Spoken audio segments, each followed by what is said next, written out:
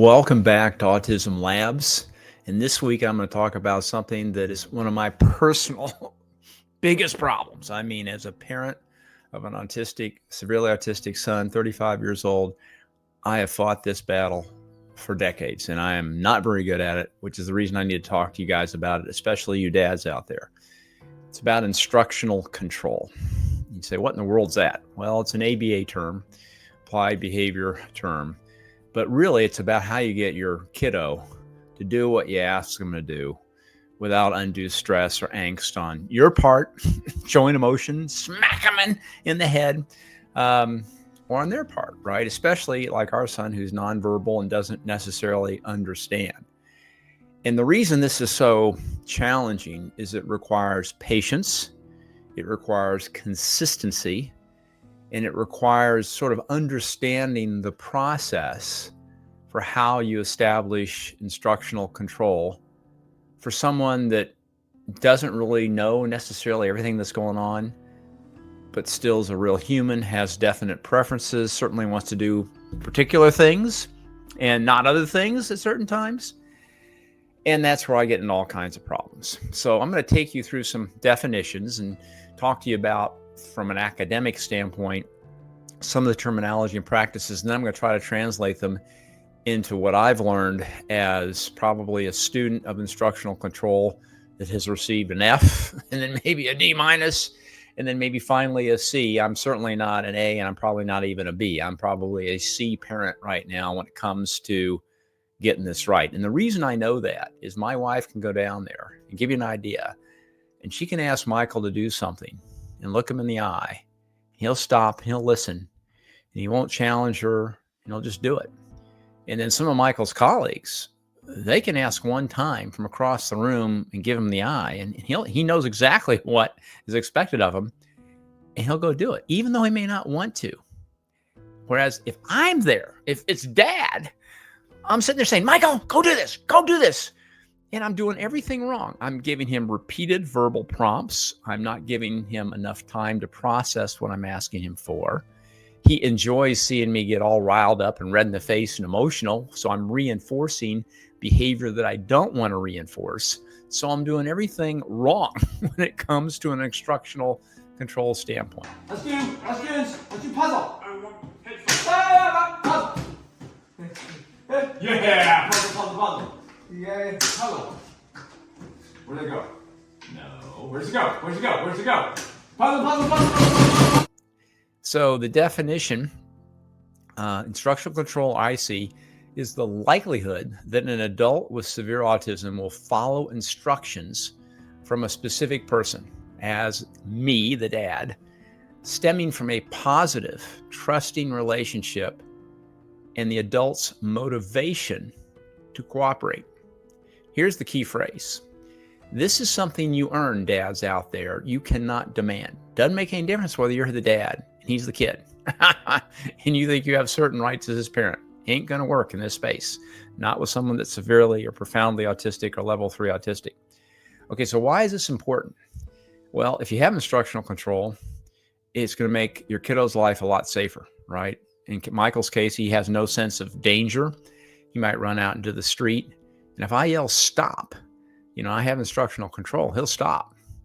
And if I don't, he might just keep on going. It also helps with skill development. According to this paper here, I'm looking at the foundation for teaching daily living, vocational and communication skills, right? It's basic skill development. You can get them to do things without as much stress and angst and effort and frowning and yelling. It just doesn't happen. If you have instructional controls, you can remain calm and patient. It helps reduce challenging behavior, right? If you understand how to interact with your kiddo and encourage the right kind of behavior, and if they understand that you're going to do something that they're not going to like if they don't demonstrate the desired behavior. And I'm not talking about anything physical necessarily. You might take away some kind of a reward or not allow them to do something that they want to do. And if you consistently apply that, guys, this is where I get it wrong all the time. It's this consistency that's so important in establishing instructional control. And sometimes I'll go in there after a long day in the office or something. I just want to have fun. I just want to screw around with the boy. And I'm doing things I shouldn't do. And I'm giving him things that he really shouldn't get. And it sort of erodes, unfortunately, all the training and all the education. And you can have a little bit of fun. I'm not saying you can't have fun, but always be aware of, hey, am I doing something that he's not necessarily going to understand, or that's going to diminish the behavior he's already been taught and how he interacts with me? And all of a sudden, he doesn't really think he has to follow a request that I've given him because I'm messing around with him too much right now. Michael! Michael! Michael!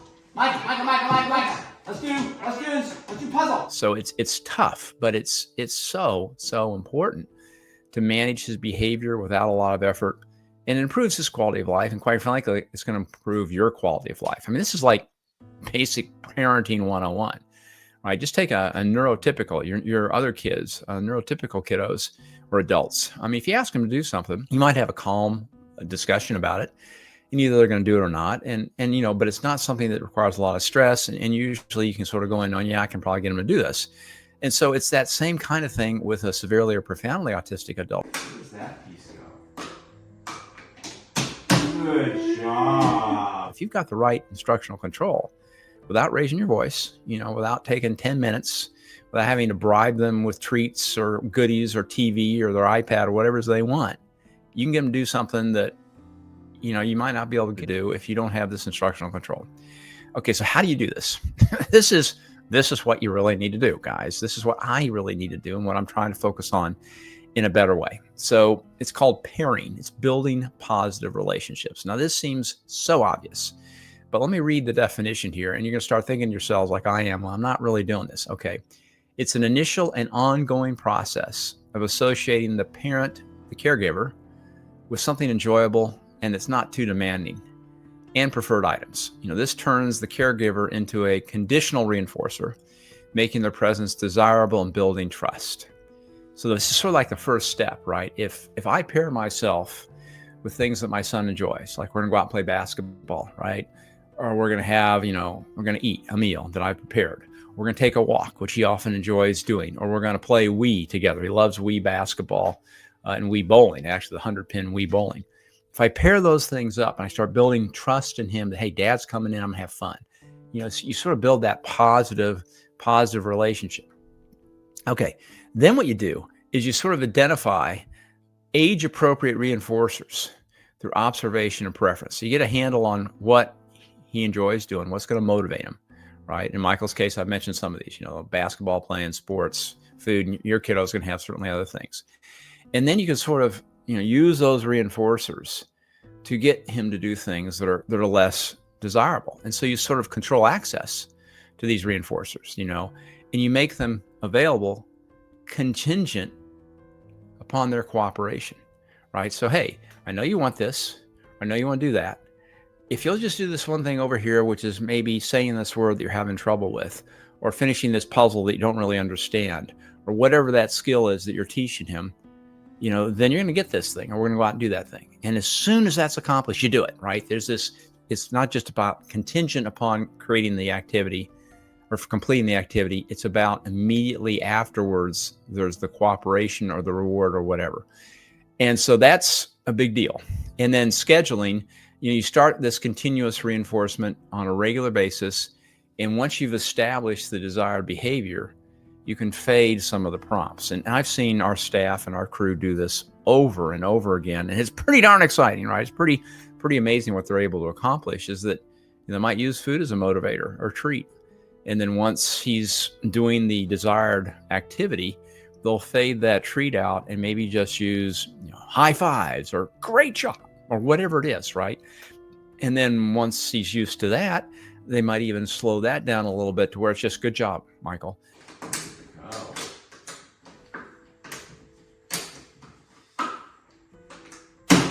Good job, Michael. Give me 5.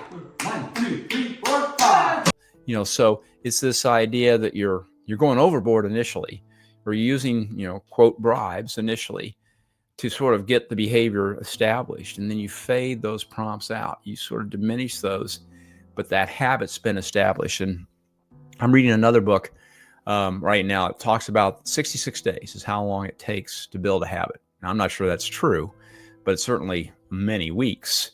Once that habit is established, once that behavior is established, then a lot of those reinforcers, it's just that behavior is going to occur often with or without those reinforcers, especially if you fade them away properly. So I think that's important. And certainly part of this whole thing is uniformity across time and uniformity across everyone that's interacting with your son. And this is another area where I feel really dumb, right? And because everybody else is doing it this way, and I come in and I don't have a clue because I haven't read the report or the day's thing or whatever, and I do it my old-fashioned way, and it diminishes what everyone else has taught our son. It causes all kinds of problems, and it reduces my instructional control that I have with him, because all of a sudden I'm now doing things that he thought he couldn't get away with, but now he's getting away with them again or whatever, and it sort of wrecks the ship, right? So this consistency, in particular in my case, but across all the caregivers, all the colleagues, all the staff, in school, out of school, on the weekends, hugely important and tough. But boy, if you can maintain that consistency across everybody, miracles can happen in a very short period of time.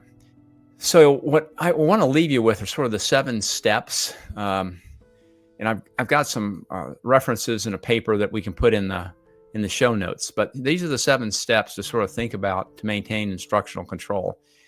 First of all, you control the reinforcers, right? So you know what's going to reinforce a particular activity, and you maintain control of those, right? You just don't give them, a bar on the table or whatever. You keep that bar, that food motivator or that activity, and dole it out as certain things are accomplished, and you dole it out immediately. And you be fun. You make this as enjoyable and as positive and as upbeat as you possibly can. And you don't reward him for inappropriate behavior, even facial expressions, right? Our son doesn't necessarily understand the difference between, doing something bad and getting me all juiced and doing something good and getting me all juiced. He just sees he's got dad excited. And so I need not to react when he does something bad, because that's just to him like reacting when he does something good. So being fun and pairing it with the appropriate, reactions, this consistency, this follow through, show him that, if you do this, then this is going to happen, and then immediately reinforce that cooperation with whatever the reward is or the activity is.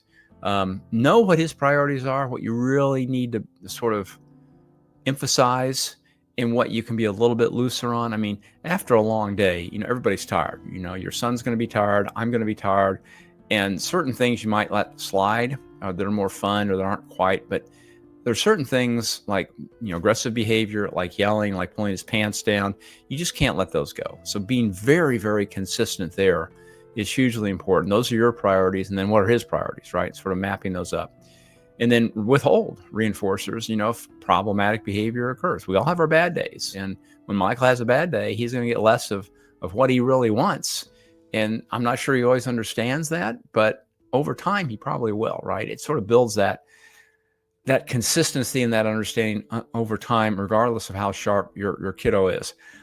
I'm going to go down to the conclusions, and I'm going to just try to wrap this up. But again, if you want this paper, I'm going to put some notes in the documents. So you can sort of see overall a much more detailed explanation of this. And if you're interested in me talking more about this, just leave me a note in the comments section, or go ahead and email me at mike@autismlabs.com. So it's just MIKE, Mike at autismlabs with an S on the end of it, all one word.com.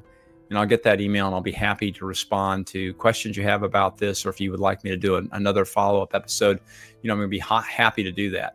But I think the biggest thing in terms of conclusion is if you're suffering from a lack of attention or desire to do this on a consistent basis, all I can tell you is when I go downstairs, and our son lives downstairs in his apartment in the first floor, and I watch how some of his staff or his mom can get him to do things almost effortlessly. And then I sit down at that table and I can't get him to do any of it.